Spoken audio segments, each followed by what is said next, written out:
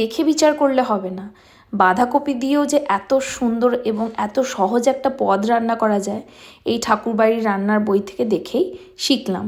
চলো এটাই তোমাদের সঙ্গে শেয়ার করছি। বাঁধাকপি টমেটো দিয়ে ভালো করে কুচো করে নেওয়া বাঁধাকপি ভাপিয়ে নিতে হবে। এরপর তেলের মধ্যে ডুমো করে কেটে রাখা আলু নুন দিয়ে ভেজে তুলে নিতে হবে। এরপর একটা কড়াইয়ে সামান্য একটু ঘি সঙ্গে বেশ খানিকটা পেঁয়াজ কুচি দিয়ে একটু নাড়াচাড়া করে ভেজে নিতে হবে। সঙ্গে দিতে হবে আদা বাটা, কিছুটা কাঁচা লঙ্কা, সঙ্গে দিয়ে দেবো টমেটো।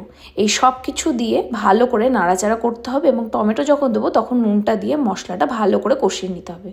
ভাপিয়ে রাখা বাঁধাকপি, আলু, সঙ্গে নুন, কিছুটা চিনি, এই সব কিছু দিয়ে ভালো করে নাড়াচাড়া করে নিয়ে ওপর থেকে নামানোর আগে ধনেপাতা ছড়িয়ে নামালেই আমাদের টমেটো দিয়ে বাঁধাকপি একদম রেডি।